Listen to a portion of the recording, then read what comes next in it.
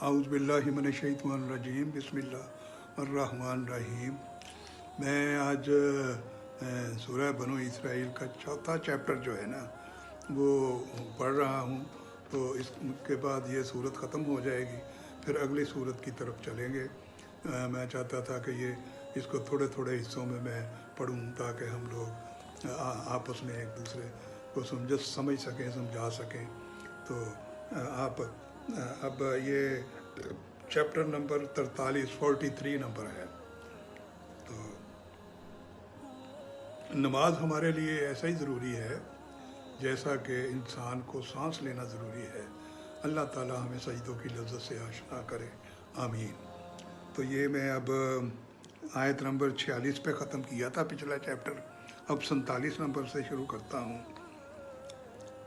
ہمیں خوب معلوم ہے کہ جب یہ لوگ تمہاری بات کان لگا کر سنتے ہیں تو کس لیے سنتے ہیں، اور جب یہ آپس میں سرگوشیاں کرتے ہیں تو ان باتوں کا بھی ہمیں پورا علم ہے۔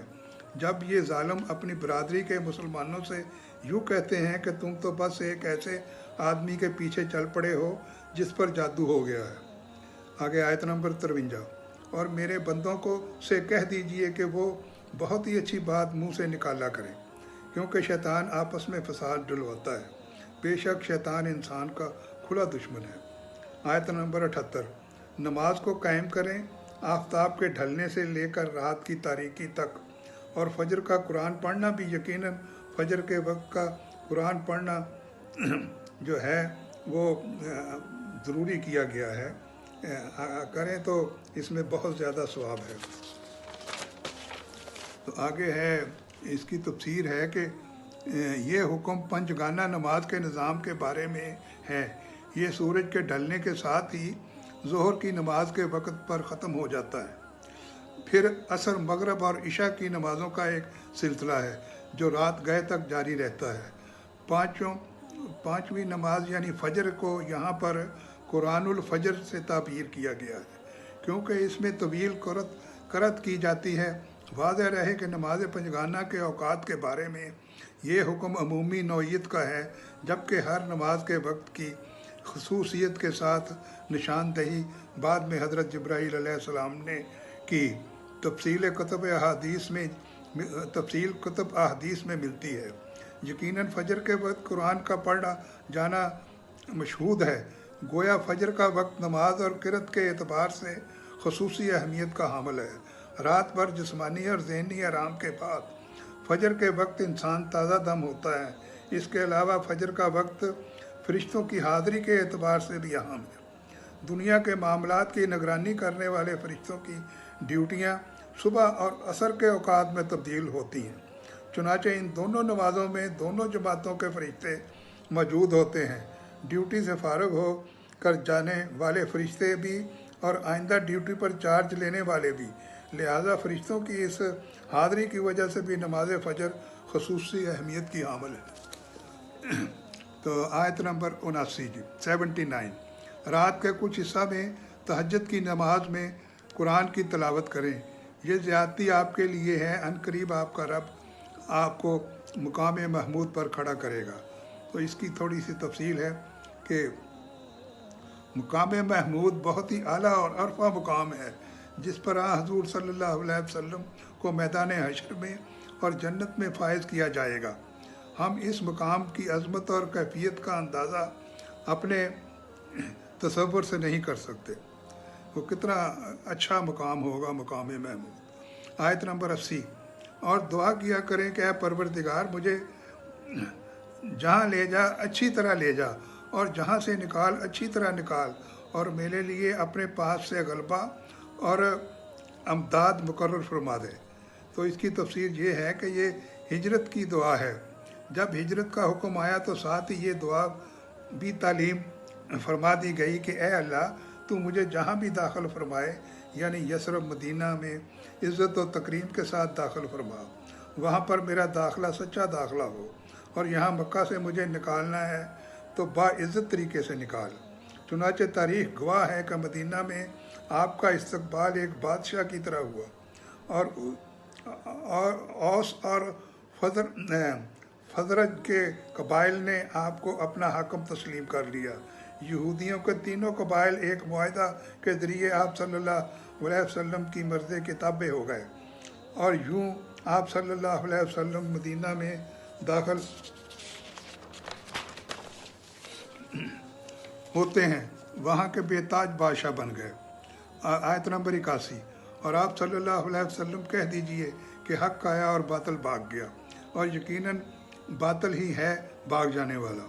तो इसकी ज़रा तफसीर है कि बज़ाहिर तो अभी इस इनकलाब के आसार नमूदार नहीं हुए थे, यानी 8 साल बाद जाकर कहीं मक्का फ़तह होने वाला था, लेकिन आलम अमर में चूँकि इसका फ़ैसला हो चुका था, लिहाजा अभी से आप सल्लल्लाहु अलैहि वसल्लम की ज़ुबान मुबारक से हक़ की आमद और बातिल के फ़रार का ऐलान कराया जा रहा था।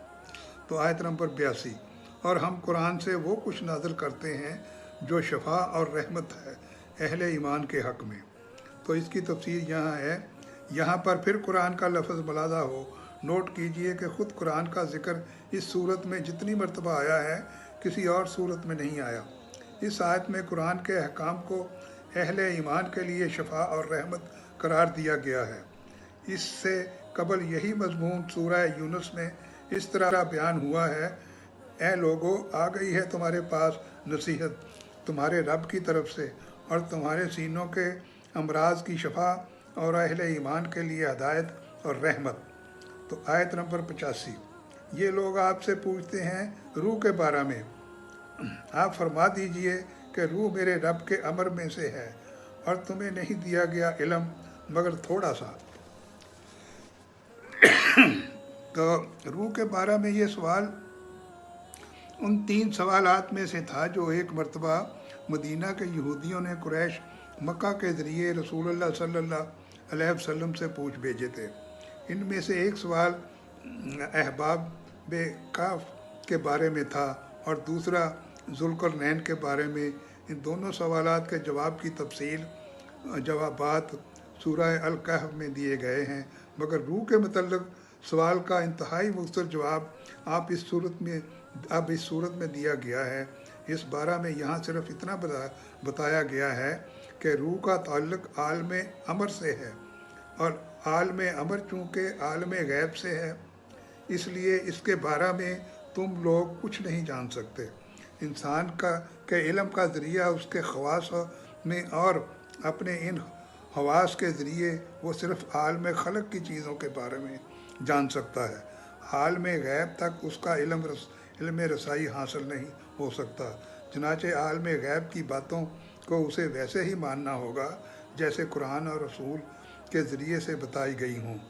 इसी का नाम ईमान बिल गैब है, जिसका ज़िक्र कुरान मजीद के आगाज़ में ही कर दिया गया है। वहाँ यह भी बताया जा चुका है कि फ़रिश्तों, इंसानी रूह और वही का तल्लुक़ आलम अमर से है। एक दफ़ा एक मजलिस में हज़रत अली से अवैस करनी ने रूह के मतलब सवाल किया तो हज़रत अली ने फरमाया कि रूहें अपने अजीज़ों अकारब के घरों पर जुमेरात और जुमे की दरमियानी शब आती हैं और उनके अजीज़ों अकारब ने उनके लिए कोई सदका खैरात या कुछ पड़ा हो तो वो उनको इकट्ठा करके ले जाती हैं जो उनकी बख्शिश का सामान होता है। तो इसमें जो ये है कि अब आयत नंबर 110 है जी। कह दीजिए कि अल्लाह को अल्लाह कह के पुकारो या रहमान कहकर, जिस नाम से भी पुकारो वो तमाम अच्छे नाम उसी के हैं। ना तो तू अपनी नमाज बहुत बुलंद आवाज़ से पढ़ा कर और ना बिल्कुल पोशीदा, बल्कि इसके दरमियान का रास्ता तलाश कर। आयत नंबर 111। और ये कह दीजिए कि तमाम तारीफ़ें अल्लाह ही के लिए हैं जो ना औलाद रखता है, ना अपनी बादशाहत में किसी को शरीक साजी समझता है और ना वो कमज़ोर है कि किसी हमायती की ज़रूरत हो, तो उसकी पूरी बड़ाई बयान करते रहा करो। तो ये सूरह बनु इसराइल यहाँ ख़त्म होती है। तो इसमें भी कितनी अच्छी बातें हैं हमारे समझने के लिए। अब इंशाअल्लाह अगला प्रोग्राम जो है वो सूरह अल कहफ से मैं शुरू करूँगा। तो इस बनु इसराइल को 4 हिस्सों में तकसीम मैंने किया ताकि काफ़ी चीज़ें, फिर है भी ये काफ़ी लंबी। तो अल्लाह ताला आपका हामी और नासर हो। इसको मुकम्मल सुना करें।